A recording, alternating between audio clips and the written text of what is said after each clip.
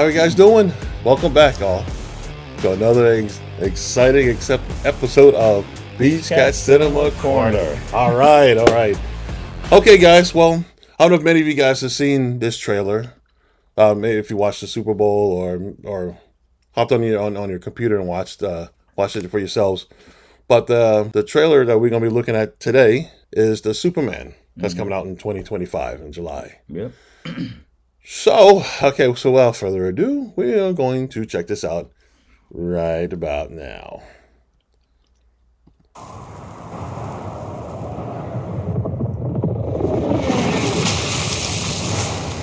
Beautiful cinematography. Yeah.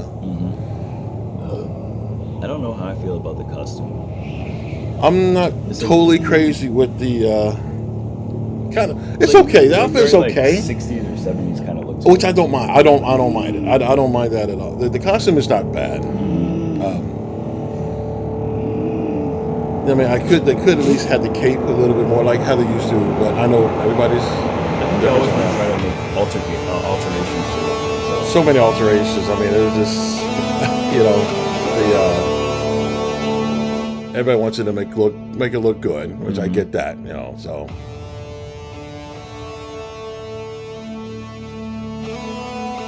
Okay, but James Gunn, so everybody knows from Guardians of the Galaxy, so he kind of crossed over from Marvel to DC. No, I kid. He's like, someone come save me. Yeah, who is going to save Superman, right? Good question.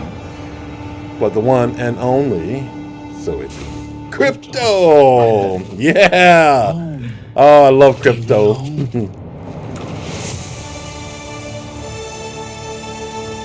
Man, the effects for slow-mo have gotten so good over the years. It has. Especially like with the Flash. Like they just Lex Luthor.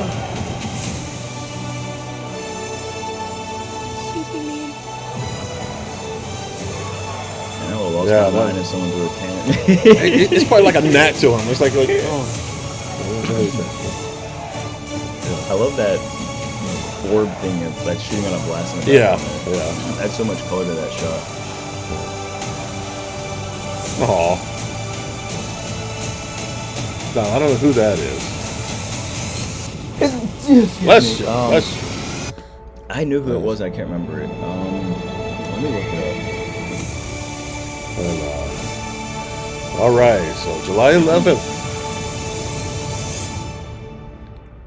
There it is. Superman 2025. I don't know if I'm gonna feel about this one, guys. That is Mr. Terrific. Mr. Terrific? Okay. I don't know too much about him though. Okay. Anyway, but the guys, I don't know about this one. We're definitely gonna go check it out and see it for ourselves. I mean, I'm not too thrilled. I'm not too enthused with the trailer, other than Krypto himself. I love dogs, so I mean, I got a pet a dog at home. This, like I said, I mean, everything just seems like, once again, as I mentioned on my other previous ones about why are they redoing every Superman, Batman, Spider-Man every time? Why do we got to keep having one actor to actor to actor each time? Like, I mean, it's like if it's not perfect, or they trying to try to go with the whole next, I don't say generation or whatnot. I feel like, and this is why I feel like the issue is that I feel like they're looking for actors or an actor to play the character as long as they want to continue to tell the stories. And I think that the problem is that you find actors get so burned out from these projects, because I like to look back when John Boyega was on a, I think it was like a actors roundtable during COVID, and he was talking about, I think that he said that those Star Wars movies were taking like 11 months at a time to film, and he didn't have a time schedule to shoot anything else that he wanted to really shoot that had storylines he wanted to partake in. And I feel like a lot of these actors are so burnt out from like, by the time they've done their second or third movie, I don't think they want to tell any more stories. So then they're like, okay, well, now we've got to reboot the whole thing again. Yeah, but sometimes too, but they're on the contract though too. If you're contracted to do 3 movies, you're on a contract to do 3 movies. Right. If they can get out of it. If another big production studio wants to buy them out, or they want to find wiggle rooms with lawyers, they can do it. Which is why I feel like some of these movies only have one of them. Like same thing with Justice League. We never got the second one with Darkseid, or You find all these like hero movies only having one title, then the actor changes, one title, then the actor changes. Yeah. There's got to be underlying issues, but I think that we've seen. I mean, how many? What is this? Superman number 7 or 8? It has to be somewhere up there, almost close to the double digits on the Superman. I mean, yes, granted, I know that that all the other Superman, like with George Reeves, I mean, that's from the TV series, and then you have, of course, the Dean Cain TV series, so on and so forth. Other than Christopher Reeves, yeah, that was the motion picture. To me, he holds near and dear to my heart as one of my favorite Supermans. Yeah. You know, second would probably be Henry Cavill. I think he did a wonderful job portraying, especially Man of Steel. Yeah.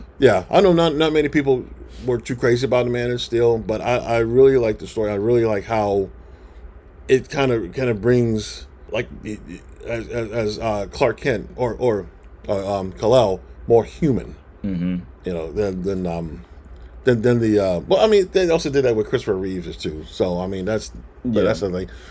But yeah, as far as the outfit, is old school. I mean, I can deal with, but not to take a thing away from the actor. He's not big enough. Christopher Reeve was a little bit larger. Dean Cain, you know, was big. Was hefty enough. But see, that's why I think that they spent so long looking for an actor who looked young enough, because it's going to give him time to build. And that's what I think they're trying to kind of start off. But Superman's always been big, though. I mean, ever since, I mean, there was never a question. I mean, that when you see Superman, he's massive, he's huge. Other than, I mean, not when he gets younger. He gets in stages when he gets older. The more bigger he becomes. Right, but I mean, if James Gunn's rewriting a story, then we're probably going to see that, though. You know what I mean? Like, it's going to differentiate from the comics, and then this is where comic book fans get irritated because they're always trying to find someone, you know. See, and I'm in that category with the comic book fans, because I see it in a way that is just doesn't match to what we perceive, and as versus like I see like again, Henry Cavill was definitely, he had the size, you know, he had the man. I mean, yes, they did away with the S curl and all that stuff.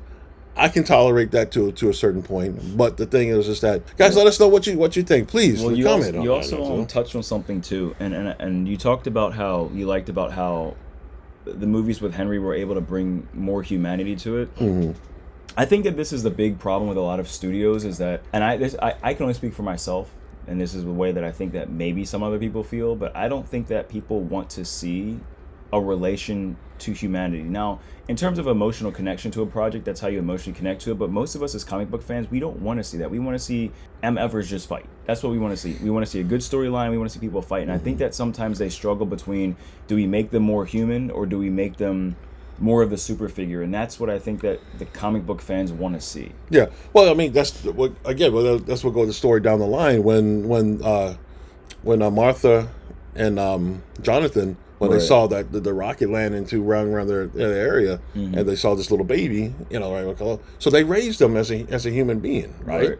And so that's why in reality that he was a little more human. But once Clark got older, that he ended up finding out that he's not from this earth, right? He's from another planet. Mm-hmm. And then apparently that his dad, Jor-El, had all kind of devices that on the rocket that let him know once he gets to a certain age, this is where you're from.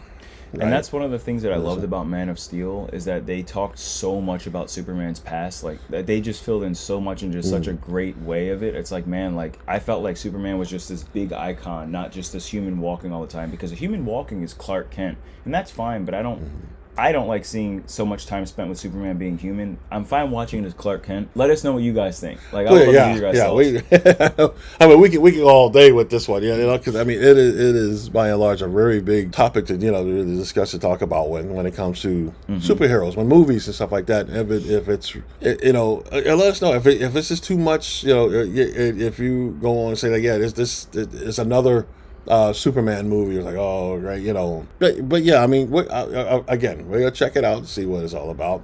Maybe we might be surprised. Yes, granted, it is James Gunn, and I was not disappointed in any of his Guardian of the Galaxy movies.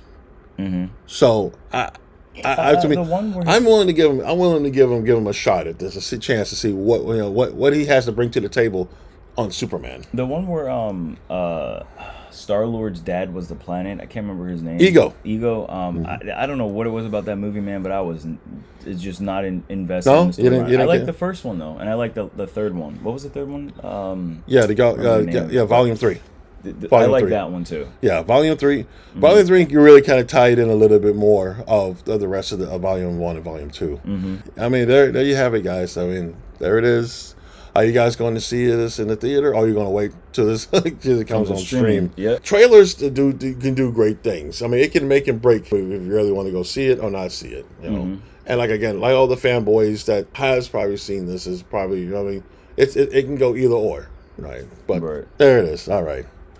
You got anything else you want to add, That's man? it, guys. I'm not trying to butcher this trailer, but like I said, I just got negative thoughts about this one, and then that's just me. All right, anyway, guys, thank you for watching.